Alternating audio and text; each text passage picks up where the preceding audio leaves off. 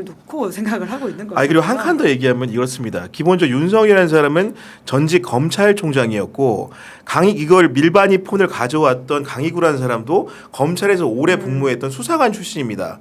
검찰에 오래 복무했던 사람들이 교정 당국의 업무 수칙을 모를 리가 없겠죠. 그렇죠. 네. 숱한 피의자들을 다루면서 이런 것들이 굉장히 엄격하게 처벌받는다는 것을 알고 있으면서 이렇게 했다라는 것은 본인들의 평소 성행이 늘 법 위에 있다라는 것을 보여준다는 점에서 굉장히 상징적인 부분이다라고 그렇습니다. 우리가 이해를 해야 됩니다.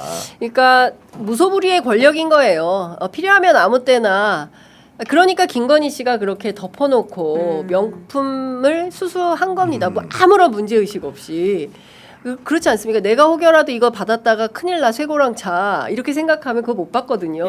근데 그거에 대해서 아예 뭐 남편이 검사인데 뭐 남편이 중앙지검장인데 뭐 남편이 총장이야. 세상에 남편이 대통령이야. 막해. 이렇게 한 거 아닌가라는 생각이 좀 드는 겁니다. 저는 살다 검사 할인 처음 들어봤어요.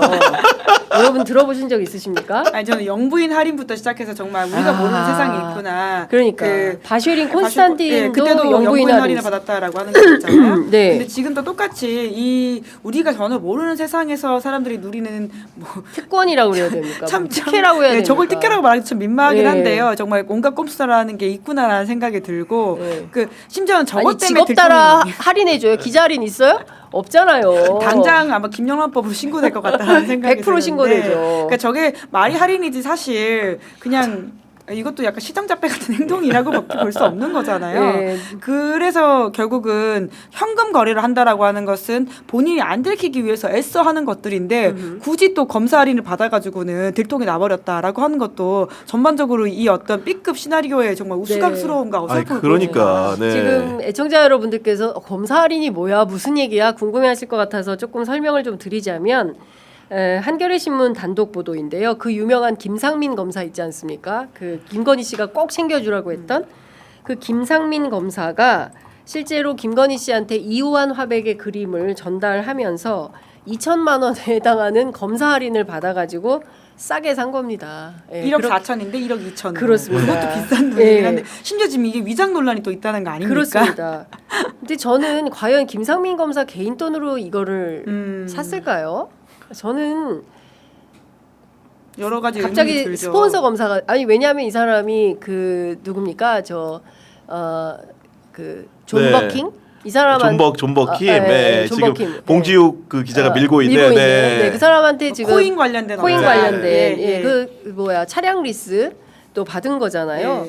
그러니까 저는 자기 돈일 리는 없는데 여하튼 중요한 거는 검사 할인까지 받아가며 저기 법조 오래 출입했으니까 법조 기자들 사이에 소문 있을 거 아닙니까? 그 서초동 근처에 식당 가면은 가끔 할인을 해주는데 이런 식으로 이제 그림 주고받을 때 검사 할인 받는다는 것은 상상할 수가 없고 그렇지 않습니까? 본인이 현직 검사 신분인데 예를 들면은 아니면 갓 퇴직한 검사인데 예를 들어서 지금 보면 사업가한테 그림을 사는 과정을 부탁을 해가지고 본인의 설명에 따르더라도 그러니까 쉽게 얘기해서 김건희 오빠한테 이제 그 돈을 받고 대리구매했다고 주장을 하는데 그런 본인의 서사에 따르더라도 중간에 그림 브로커 역할을 하면서 심지어는 본인 몫으로 할인까지 했다는 게 과연 이런 내용들이 계속 이제 세상의 비밀로 남아서 자신이 수면 위로 드러나지 않을 거다라는 확증이 없었다라면은 과연 이런 일을 대범하게 벌일 수 있었을까? 이건 역시도 아까 이제 휴대전화를 반입했던 윤석열과 광희구의 행태와 연장선상에서 봐야 되는 겁니다. 김상민이라는 사람이 부장검사 출신이 아니었다고 한다면은 이런 일들을 과연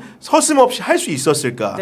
법 위에 서 있다는 인식이 없는 상태에서는 절대로 할 수 없는 불법을 저지른 겁니다. 그렇습니다. 그렇기 때문에 이건 너무 죄질이 나쁘다고 생각이 되는 것이고 심지어 하물며 뻔뻔하게 뭐냐면 김상민과 윤석열의 태도가 진배 없는 것이 윤석열이 체포영장을 집행하는 특검을 상대로 했던 태도 내가 검사 생활을 얼마나 해봤는데라는 그 우스갯소리와 김상민이 어제 사실은 특검에 조사받으러 가면서 하는 얘기가 내가 조사 좀 해봤는데 확증평양 운운하면서 하지 않습니까? 이런 태도라는 게 너무나 닮아있고 그 뿌리가 바로 그 조직에 있다라는 겁니다. 그렇습니다. 네, 그 댓글창에 이게 뉴스공장에서 제일 먼저 나왔는데 한겨레 단독으로 나오는 것도 웃김 이렇게 나왔는데 뉴스공장에서 먼저 보도를 했던 모양이죠. 아, 주진우 기자가 이제 이거 관련된 이야기들을 오래 취재해가지고 지난주부터 계속 이제 검사 할인을 받은 바가 있다 뭐 이런 식의 이야기를 하면서 네. 이야기를 본인 취재를 이야기했는데요. 또 오늘 뭐 레거시 미디어에는 또 이런 식으로 한겨레가 처음 보도를 하다 보니까 단독을 갖다 붙였나 서로 싶기도 다들 하고요. 단독이라고 자기 회사 단독일 수 있습니다. 예. 한겨레에선 처음 썼을 테니까. 예. 여하튼 그런 내용 설명 주셔서 제가 또 소개해 드렸습니다. 살다 윤석열 시대에 별의별 꼴을 다 보는데 그 중에서 검사 할인도 진행이 되었다. 영부인 할인, 검사 할인 다 있었다라는 말씀을 좀 드리겠습니다. 그러니까 이 백태가 그러니까요. 진짜 다 썬데이 서울감들 아닙니까? 뭐 소주부터 그러니까 시작해서 이게 결국은 이게 썬데이 서울에만 나오면 다행인데 그 진짜. 외신들도 사실 김건희의 메가매직 행태나 김상민 이런 행태를 예. 다룰 거잖아요. 예. 우리나라의 국격이라는 게 아까 EDCF도 나왔지만 EDCF라는 게 뭐냐면 우리가 87년도에 선진국 반열에 오른 다음부터 개발도상국들을 차관으로 도와주겠다 이런 건데 스스로가 선진국임을 자부한 거 아닙니까? 그런데 여전히 우리 권력을 누리는 사람들의 그런 수준이라는 것은 네. 개발도상국 수준도 아니고 네. 저개발국 수준의 미치는 정도의 행태를 벌이고 있으니 외신들이 우리나라를 다룰 때 얼마나 우스꽝스럽겠습니까? 그러니까요. 그러니까 사실은 굉장한 선진국으로 알려져 있지만 그리고 K-팝의 나라고 문화적으로 굉장히 부강한 나라로 알려져 있지만 내부는 굉장히 처참할 정도인 겁니다. 네. 노인 빈곤 세계 1위, 네. 노동 시간 가장 긴 나라, 그 다음에 자살률 세계 1위, 뭐 이런 우리의 아주 그 슬픈 산업 산재 또 사망 1위 이런 문제들에 대해서 저는 이재명 국민주권 정부 시대에 우리가 좀 이렇게 뭐라 그래야 됩니까? 이 상처난 부분들을 좀 아우르고 어우르면서 좀 정상 국가, 그러니까 진짜 선진국. 그럼요. 예, 뭐 내실까지 다 채우고 진짜 조국혁신당 주장에 따르면 사회권 선진국 네. 뭐 이렇게 가야 되는 거 아닌가. 이제 그렇지 않으면 내실을 진짜 네, 내실을 네. 튼튼히 채우지 않으면 저 나라는 돈은 많고 뭐 K-팝 이런 걸로 하는데 아이돌도 기르는 방식이 굉장히 반인권적이고 그다음에 지금 노동자들도 그러니까요. 네. 2교대로 하루에 12시간씩 일하고 그럼 그 사람 얘기가 맞네. 그 공화당 정치인. 신고한 네, 조지아주에서 신고했던 극우 정치인 극우 말씀하시는 정치인. 거죠? 그 여성. 사람들 노예적 브레넘인가요? 상황에 예, 브레넘. 이름이. 예, 토리 예. 브레넘. 거기도 예. 토리네.